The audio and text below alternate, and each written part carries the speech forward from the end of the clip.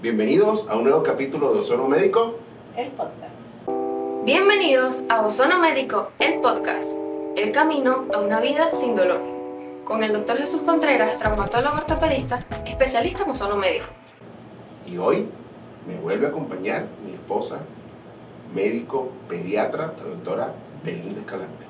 Hola, Belinda. Hola, bienvenidos a todos nuestros acompañantes, nuestra audiencia. Gracias por la invitación. Hoy tenemos un tema muy importante que la gente siempre tiene dudas, porque bueno, al igual que los adultos, pues los niños también se enferman y hemos ido conociendo en estos capítulos las bondades, los beneficios del ozono médico. Sí, y es bastante estresante, ¿no? Para nosotros los padres, me incluyo porque por supuesto somos papás, ¿no? Es bastante estresante cuando nuestros hijos se enferman, ¿no? Y buscamos cualquier cosa para sacarlos de ese problema, para sacarlos de esa situación. Y en muchas oportunidades tampoco se le entrega a nuestros niños, se le entregan unas soluciones de esas enfermedades. Y por eso el título de hoy es: ¿el ozono médico se puede utilizar en niños? Es una pregunta muy interesante y debo iniciar diciendo que es un tema tabú el uso del ozono en niños. ¿Por qué? Porque principalmente por la vía de administración. Sí, o sea, es el bastante principal complicado. tabú sobre el ozono. En realidad el ozono médico en los niños pues no es ampliamente utilizado, pero sí se ha utilizado en ciertas patologías, y en mi experiencia he tenido oportunidad de utilizarlo y me fue muy bien pues, con uno de mis pacientes. Eso me va a encantar decirlo, esa experiencia que has tenido con esos pacientes, o por lo menos con uno de ellos, por tema tiempo del podcast, pero vamos a dejarlo para el final, ¿sí? Una de las cosas que queremos conversar hoy en este capítulo es de esas bondades que tenemos nosotros del ozono médico, ¿cómo se las podemos aplicar entonces a los niños? Hablando aquí entre expertos, ¿no? Como dicen. Claro.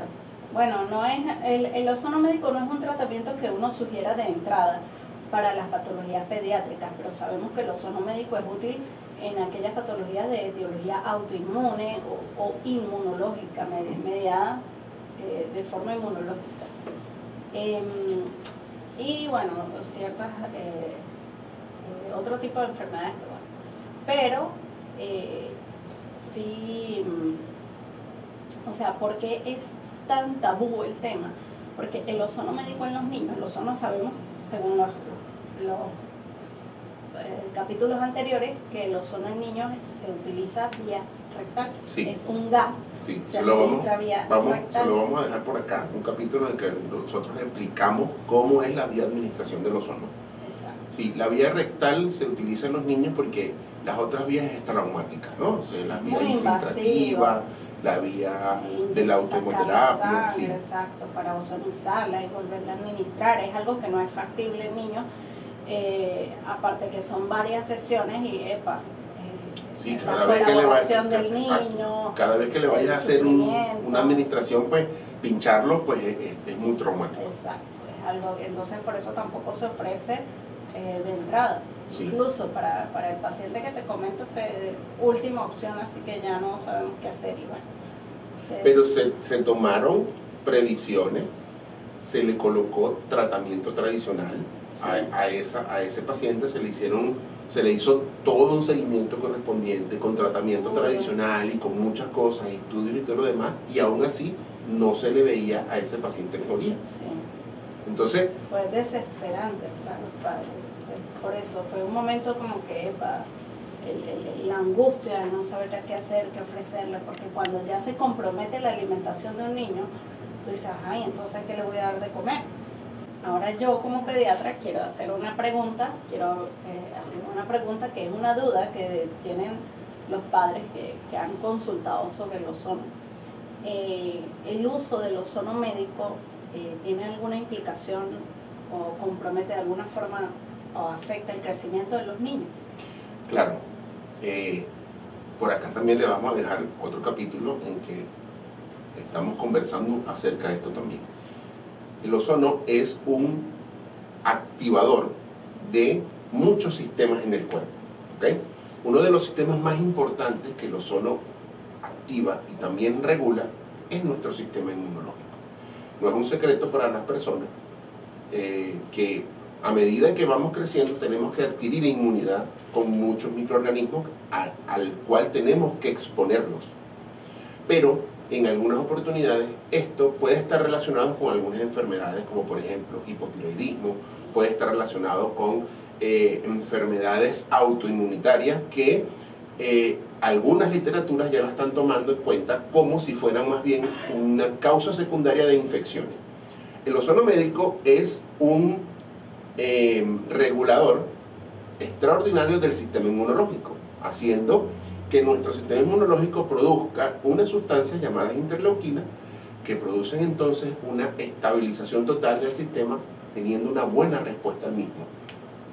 Y esto cae muy bien porque los niños comienzan a tener entonces un sistema activador metabólico secundario, como vía secundaria a este sistema inmunológico, y por supuesto, al tener una buena energía van a tener un buen crecimiento.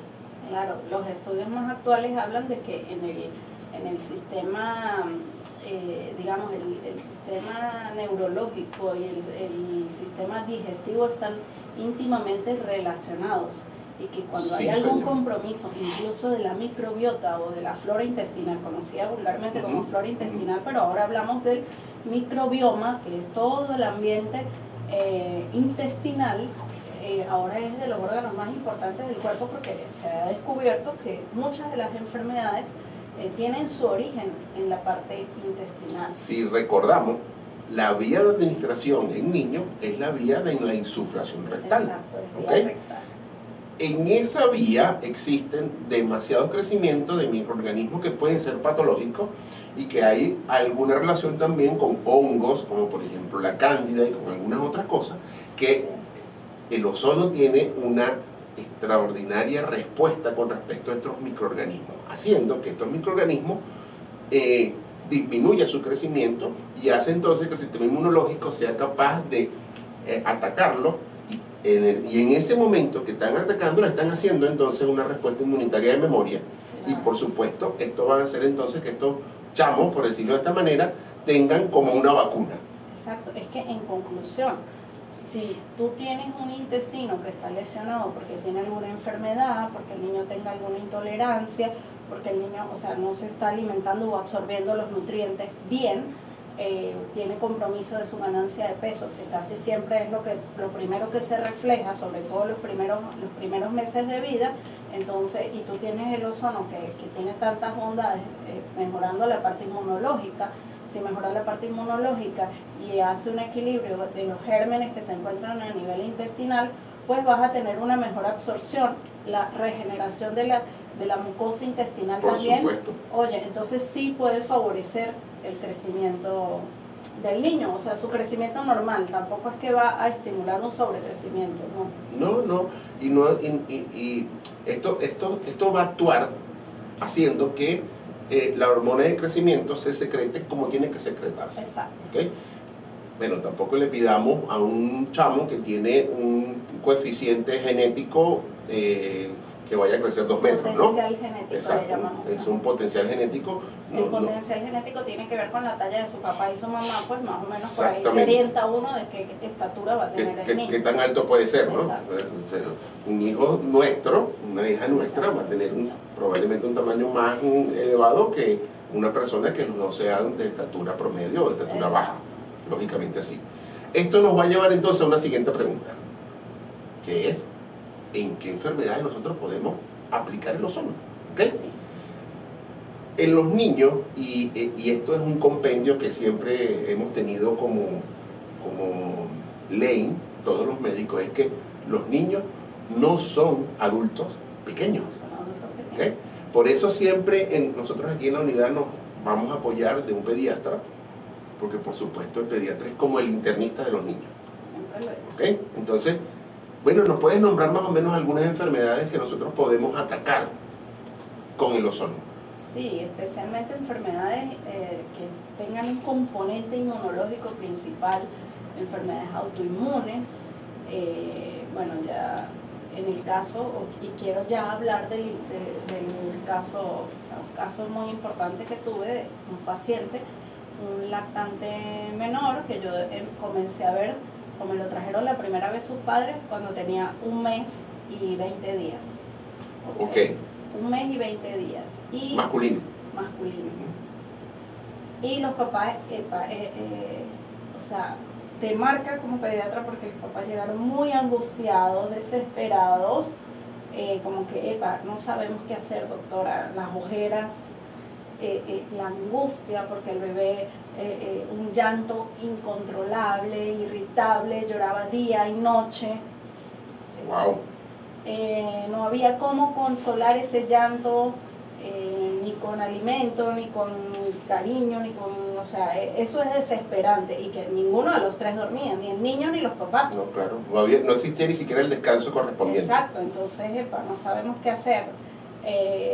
La mamá le estaba suministrando lactancia materna exclusiva, y bueno, no, el niño era con el abdomen muy distendido, muchos gases, hipo, cólicos, sus evacuaciones eran muy líquidas, nosotros llamamos eritema perianal, o sea, rojito alrededor del rabito porque las evacuaciones eran ácidas. En ese momento pues se le realiza la orientación de lactancia materna, se corrigen algunas cosas en la técnica de lactancia, porque siempre como pediatra tratamos de preservar la lactancia materna, y más si la mamá está interesada en mantenerla. ¿Okay? Sí, se indicó corregir algunas cosas y vigilancia, calmar a los padres también. Se solicitaron exámenes para descartar ciertas patologías, pues por la edad y por la clínica. Efectivamente, cuando llegan al mes siguiente, ya el bebé iba casi a cumplir 3 meses, todavía el bebé no le veía mejoría. Llegó el momento en que nunca falta la persona que llega a querer ayudar y opina, y no, mira, dale. Entonces le prepararon un tetero de maicena o de crema de arroz con leche completa. Obviamente allí empeoró todo. ¿Sí? El niño, para la distensión, los gases, aparte empezó a hacer erupción, un eczema, una erupción. Algo así como tipo alergia, ¿no? Por decirlo de esa manera. Rinitis, comenzó con moquitos, estornudos, o sea, muchos síntomas que me mostraban como una parte atópica, pues, generalizada. Sí, ya no era solamente digestivo, el eritema perianal estaba más intenso. Le hacemos los exámenes, efectivamente había una intolerancia a los disacáridos, planteamos eso, la mamá...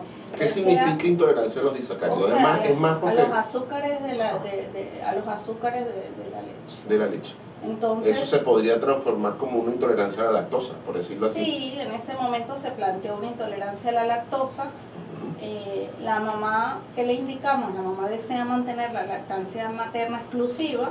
Okay, se le da la orientación porque en ese momento pues hizo una transgresión dietética, consumió algo que no debió consumir, y en la edad correspondiente, que no debió haber consumido eso a esa edad.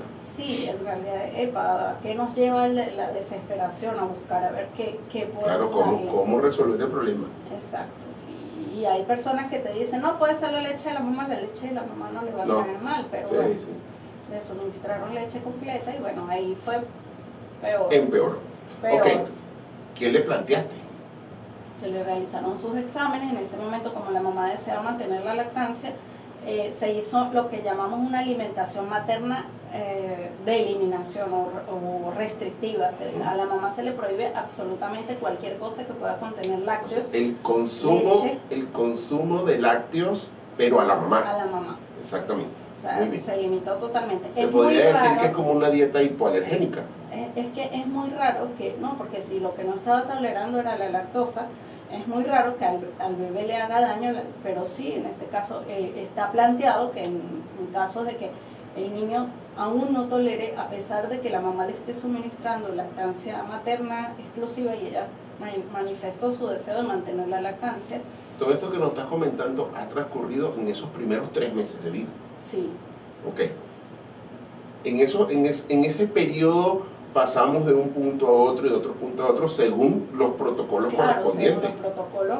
Todo se hizo paso a paso bajo los protocolos. ¿Cuándo llega ese punto de desespero de decir, bueno, mira, ya los protocolos no están... Se solicitan los exámenes correspondientes para descartar otra patología que se llama alergia a la proteína de la leche de vaca. ¿Por qué? Porque cuando ya hay manifestaciones no solamente digestivas, sino también cutáneas y también respiratorias, empieza a ser como infección respiratoria, o sea, portarse con estornudo, moco, una rinitis, la dermatitis y aparte la parte digestiva, esa distensión, los cólicos, los gases, comenzó a hacer evacuaciones con sangre, con hilitos de sangre, o sea, a ese punto la intolerancia ya uno plantea una alergia a las proteínas de la leche de vaca.